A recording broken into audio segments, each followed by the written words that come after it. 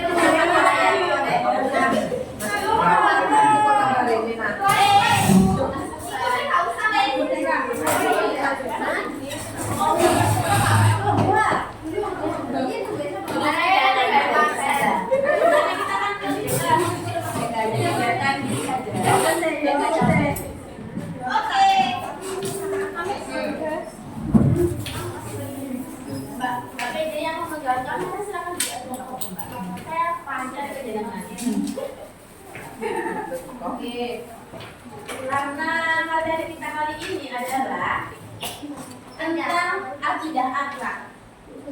Lalu, materi apa sih kali ini anak-anak? Bisa dibaca ya? Beriman menjadikan orang lain untuk baik orang lain. Mengenai tadi kan sudah dijelaskan ya sama Bapak Yusuf mengenai iman itu apa dan rukun iman. Lalu setelah kita mengetahui, kita harus juga mengimplementasi teman-teman, anak-anak sekalian. Masya Allah. Nah, untuk implementasinya kali ini, guru akan mengajak kita diskusi mengenai memenuhi janji, mensyukuri nikmat, menjaga lisan, serta menutupi aib orang lain. Terakhir dulu. Oke, yang pertama kita sudah mengenal sekali ya mengenai dinul Islam. Apa sih dinul Islam itu? Apa coba? Agama Islam, betul. Yang agama Islam itu kita ada 3 pokok. Yang pertama adalah akidah, yang kedua adalah syariat, dan yang ketiga adalah akhlak. Yang pertama akidah. Akidah itu tertanam dalam hati, yaitu iman. Iman itu tertanam dalam hati, terucapkan dalam lisan, serta dilakukan oleh perbuatan. Lalu yang kedua syariah, yaitu pokok-pokok ajaran tentang rukun Islam yang dikenal dengan istilah 5 rukun Islam. Masih ingat ya rukun Islam ya anak-anak? Masih. Coba yang pertama apa rukun Islam? Syahadat, sholat, zakat. Zakat dulu terus puasa ya anak-anak. Iya sebenarnya itu, tapi saya ikut Nabila.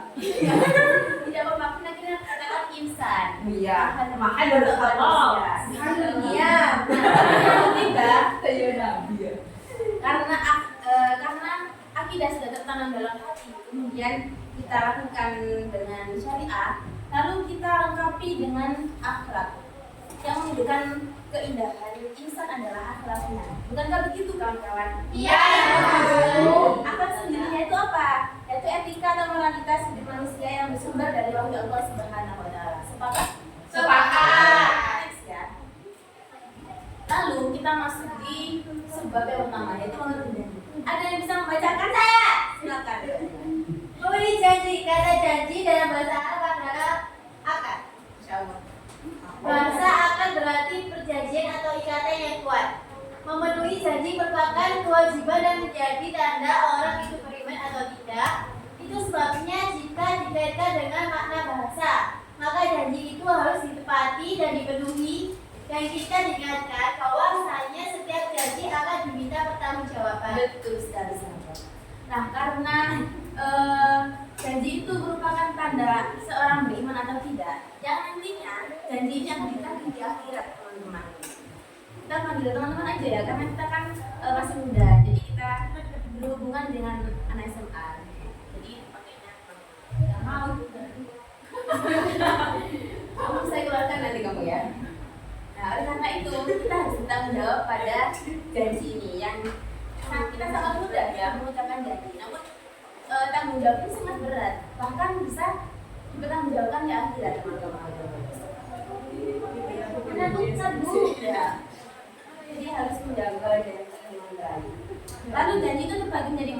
Dua. Yang pertama apa? Janji kepada Allah. Oke, kepada Allah. Jadi janji diri sendiri kita kepada Allah Subhanahu wa taala. Nah, perjanjian tersebut sudah kita pernah janjikan di alam ruh ataupun alam rakyat. Dan janjinya adalah nanti ketika kita sudah di dunia, kita akan mengimani Allah sebagai Rabb kita dan berjanji dari hamba yang taat. Bukankah kita semua adalah umat muslim dan kita dulu ketika setelah lahir tidak perlu mengucapkan syahadat kan? Ya. Ya, karena kita Islam sejak ini karena kita sejak di ruh kandungan. Karena orang tua kita muslim jadi kita asli muslim. Oleh karena itu secara tidak langsung kita juga membuat janji kepada Allah. Ketika kita lahir nanti kita akan mengimani Allah sebagai Rabb kita. Nah, janji yang kedua yaitu janji kepada manusia. Kalau yang pertama tadi hablumillah, kalau sekarang hablumminannas. Kalau janji kepada manusia, ya seperti kita biasanya itu teman-teman. Kalau kita menjanjikan sesuatu kepada manusia, misal nazar ya. Misalnya Mbak cerita, nanti kalau aku cum laude aku akan berikan teman-teman sekelasku es krim misalnya. Nah itu kan bentuknya janji. Maka ketika Mbak cerita nanti lulus cum laude, maka harus menepati janjinya. Bukankah begitu kawan? Ya. Yang selanjutnya, nah setiap hari itu ada manfaat dan dampaknya. Oleh karena itu, karena kita sudah mengetahui janji dan memenuhi janji itu seperti apa, lalu manfaatnya apa nih? Siapa yang membacakan? Saya. Silakan Mbak Laila. Manfaat memenuhi janji antara lain ya, 1. Mendapatkan predikat sebagai muttaqin dan menjadi sebab tergapainya sifat muttaqin. Quran Surah Al-Imran 3 ayat 76. Yang kedua, menjadi sebab datangnya keberhasilan, keamanan dan ketenteraman serta jauh adanya konflik dan perselisihan. Yang ketiga, menghindari pertumpahan darah dan terjaga dari mengambil hak orang lain baik dari pihak muslim atau non muslim. Quran Surat Al-Anfal 8 ayat 2. Yang keempat, dapat menghapus kesalahan dan menjadi sebab dimasukkan ke dalam surga. Quran Surah Al-Baqarah juz 2 ayat 40 dan Quran Surah Al-Maidah ayat 5 12. Oke, terima kasih Mbak Laila. Kita kasih karena tidak banyak ya teman-teman. Yang pertama, mendapatkan predikat sebagai muttaqin, orang yang bertakwa. Betul. Dan menjadi sebab tergapainya sifat muttaqin. Karena takwa sifatnya itu kepada Allah. Dan kita ketika memenuhi janji, kita juga memenuhi janji terhadap Allah Subhanahu wa taala. Lalu menjadi sebab datangnya keberhasilan, keamanan dan ketenteraman, serta jauh dari adanya konflik dan perselisihan. Kita memenuhi janji, maka orang akan percaya kita. Nah, untuk itu selanjutnya maka kita akan menjadi persaudaraan yang baik, menghindari konflik dan pertengkaran serta lainnya. Yang ketiga, menghindari pertumpahan darah serta terjaga dari mengambil hak orang lain, baik dari pihak muslim ataupun non muslim. Sekali karena jika kita memenuhi janji, kita akan menghindari pertumpahan darah teman-teman. Banyak sekali dan perjanjian yang itu belum terlewati, belum terjawab. Oleh karena itu banyak sekali juga yang menimbulkan pertumpahan darah. Contohnya banyak sekali di keluarga ketika misalnya orang tua ini meninggal. Nah, lalu pembagian hak warisnya seperti apa? Nah, banyak sekali ya. Jadi bukan banyak sekali. Karena kasusnya juga banyak teman-teman. Banyak juga yang bertengkar karena itu sehingga menimbulkan pertumpahan darah dan lainnya. Bahkan kita janji itu kewajibannya kan sama manusia, bukan hanya kepada muslim saja, namun kepada non muslim juga sebagai sesama manusia. Dapat menghapus kesalahan dan menjadi sebab dimasukkan ke dalam surga karena janji itu nanti dipertanggungjawabkan di surga di akhirat. Maka ketika kita mau berjanji, maka kita juga menyiapkan ladang untuk kita di surga. Lalu yang kedua, sebab yang kedua yaitu mensyukuri nikmat. Siapa yang mau membacakan? Saya, Bu. Silakan ya. Mensyukuri nikmat, syukur dan nikmat. Syukur merupakan seperti membuka atau merupakan bentuk keridhaan atau pengakuan terhadap rahmat Allah SWT dengan tulus hati. Sementara makna nikmat menurut bahasa adalah pemberian atau anugerah atau kebaikan dan kesenangan yang diberikan manusia, baik berupa rezeki, harta, keluarga maupun segala kesenangan yang lain. Mensyukuri nikmat adalah berterima kasih kepada Allah SWT atas segala nikmat yang telah diberikan. Terima kasih. Ya. Oke, syukur bahasa adalah membuka dan menampakkan. Lalu apanya yang dibuka?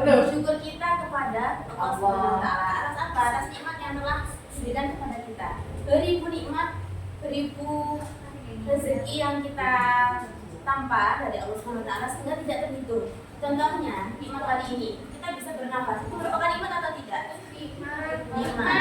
Kita bisa kuliah, kita bisa makan, kita bisa memakai pakaian dengan bagus, itu semua juga nikmat. Oleh karena itu, agar kita bisa bertambah rezekinya maupun hati kita juga lapang, maka kita harus mensyukuri nikmat yang telah diberikan Allah Subhanahu wa Ta'ala. Syukur dengan apa?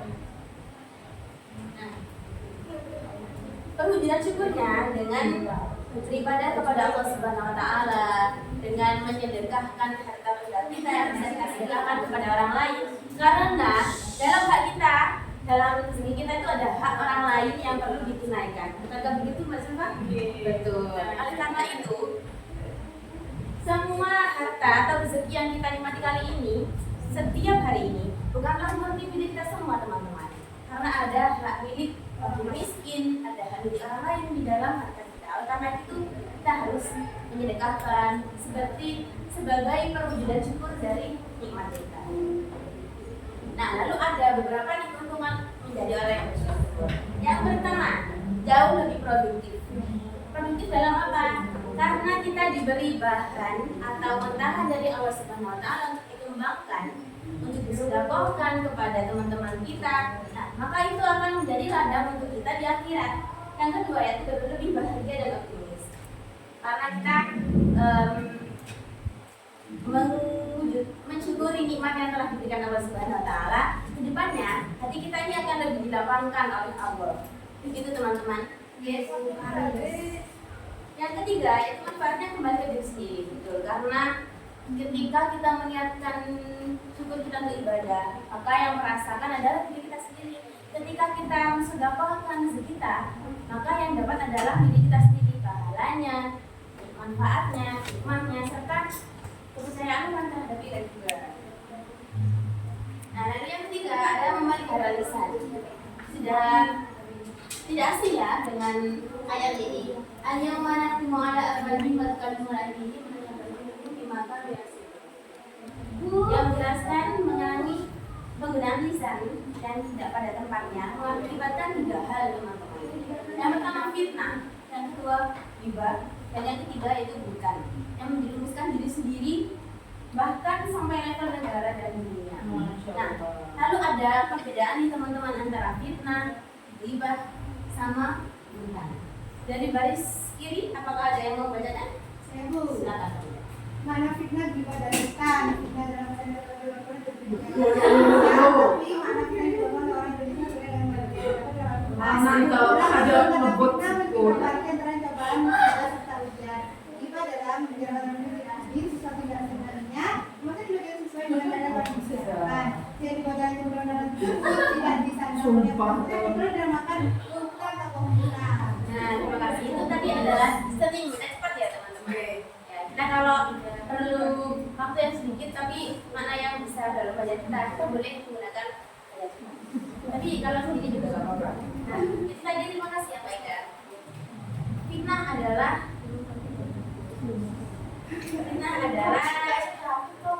ini memiliki beberapa arti. Nah, kalau yang dimanai dalam manusia Indonesia ini ya, fitnah adalah memfitnah atau membicarakan tentang orang lain yang itu belum tentu benar. Benar tidak? Yang kedua yaitu ghibah. Oke. Kalau yang ghibah ini yaitu membicarakan orang lain yang tidak hadir, sesuatu yang tidak disenanginya. Contohnya Mbak Nina sama Mbak Widya ini membicarakan tentang Mbak Fia. Nah, Mbak Fia ini tidak hadir dalam forum kita. Lalu Mbak Dina ini membicarakan tentang Mbak Fia kepada Mbak Widya yang tidak disukai oleh Mbak Fia. Nah, itu contohnya hibah, teman-teman. Kalau bukan itu kita membicarakan keburukan orang yang disebut, tapi tidak disebutkan namanya. Contohnya, tadi lo di kelas A2 ada yang telat, terus dia itu rame. Nah, kita tidak menyebutkan namanya, tapi menyebutkan keburukannya. Itu namanya Bukan. Tuh. Dan nakal ya, teman-teman. Iya, Bu. Lalu menutup aib orang lain. Dari beberapa tadi, yang terakhir adalah menutup aib orang lain, teman-teman. Aib adalah keburukan yang bersifat rahasia. Oleh karena itu, karena sifatnya rahasia, biasanya diketahui oleh yang bersangkutan, misalnya yang diajak bicara, yang diajak cerita, maupun beberapa orang tertentu yang dipercaya. Nah, kan itu sudah ada kata kunci percaya. Maka oleh karena itu kita harus menjaga aib orang lain. Dipercayakan kepada kita. Lalu macam-macam aib itu ada dua. Yang pertama ada aib zahir. Aib zahir yaitu aib yang nampak dan dapat diketahui secara lahir jika diperhatikan betul. Terus ada aib yang tersembunyi juga nih teman-teman, yaitu aib yang tidak nampak karena disembunyikan. Meskipun dilihat secara detail itu tidak terlihat.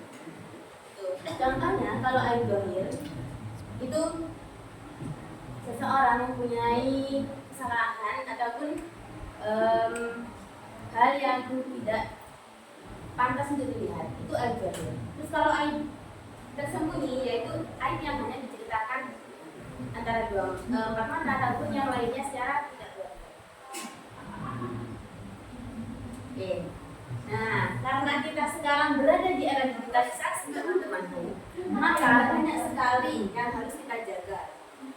Mulai dari menjaga kebudayaan orang lain, menjaga aibnya orang lain, apalagi kita juga relevan ya, kita tidak luput dari handphone, dari WA. Yang di situ ketika kita membuka status, kita mau mengupload status, nah kita juga harus hati-hati.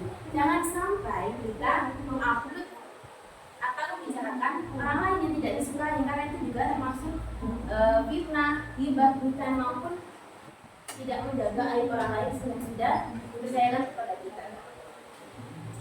Bisa dipahami ya di sini? Iya, Bu. Oke. Karena aku juga tinggal dikit, Ibu akan mengajak kita bermain sedikit saja.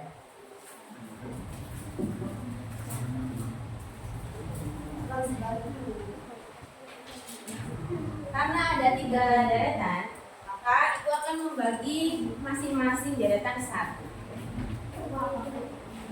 Ya, itu menunjukkan senang hati, Kak. Oke. Dari tiap 3 baris, tiap baris itu sudah ada namanya kertas kehidupan. Yang silakan dimulai dari Mbak Mutia ya, dari pojok-pojok. Yang dari kanan saya dimulai dari Mbak Mutia, dari depan saya dimulai dari Mbak Dina, kiri saya dimulai dari Mbak Amel. Silakan kalian menuliskan, ini satu dulu ya. Silakan kalian menuliskan contohnya mensyukuri nikmat. 1, 2, dari hitungannya 10 sudah ya. 1, ya, 2, 3, 4, 5, 6, 7, 8, 9, dan 10. Kalau sudah, silakan dikasih ke temannya 2 cakar. 1, 2. Nanti kalau Mbak Mutia ke Mbak Sofi, Mbak Dina ke Mbak Nila. Nah, silakan yang sekarang teman-teman sudah memegang kartu masing-masing. Silakan dituliskan contohnya dari sikap yang kedua itu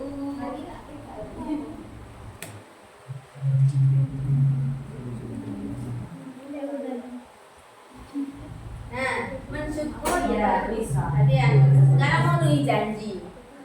Tadi kan mensyukuri nikmat, sekarang memenuhi janji. Sebutkan contoh sikap satu saja. Ya. Yang belum siapa? Anu Pak Irwan, kamu Pak. Pak Irwan mengetik. Sudah, teman-teman. Kalau sudah, silakan dikasih ke temannya 2 titik lagi. Nah, kalau sudah memegang, silakan menulis sifat atau sikap contoh memelihara lisan dan menutupi aib orang lain. Iya. Memelihara lisan dan menutup aib orang lain.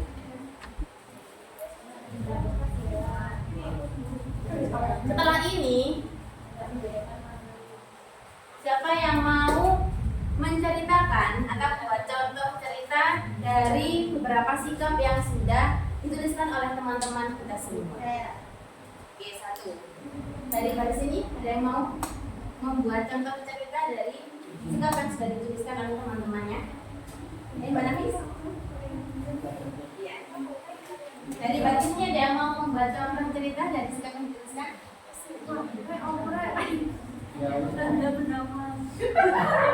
Karena ini merupakan pelajaran tentang kehidupan ya, yang perlu kita terapkan sehari-hari. Maka sebaiknya ketika kita sudah paham, maka kita juga bisa mengimplementasikan pelajaran ini, teman-teman. Sepakat? Sudah? Yang mau silakan? Iya. Dari baris depan. Di mana ini tadi buatan kita menceritakan apa yang gitu? Menceritakan apa yang itu? Dan buat cerita. 1. Semua. Jadi kita mau beda kan ya? Oke, mulai dari siapa? Saya. Silakan Mbak Dina. Kita ke depan sambil bercerita. Silakan ya Bu ya. Ya. Pokoknya karena di sini ada ya Bu ya. Iya. Iya, pokoknya banyak. Iya. Melok. Ada mana? Ada pesan teman-teman. Iya. Silakan.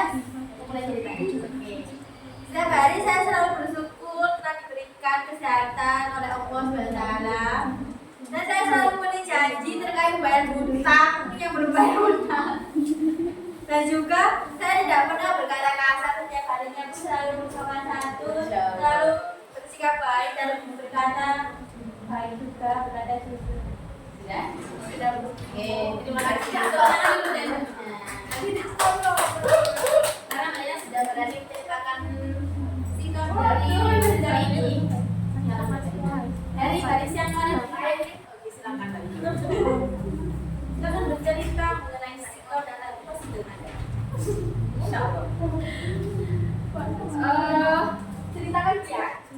Alhamdulillah saya bisa bernafas tiap harinya dan saya selalu bisa menepati janji saya ketika saya berjanji ingin datang di acara kampus. Contohnya saya selalu datang karena saya sudah berjanji, dan saya orangnya tidak suka mengunjungi orang lain dan tidak suka menceritakan aib teman saya. Terima kasih. Tepuk tangan dulu buat Widya. Oke, dari sekarang siapa yang maju? Oke, silakan Mbak Nabi.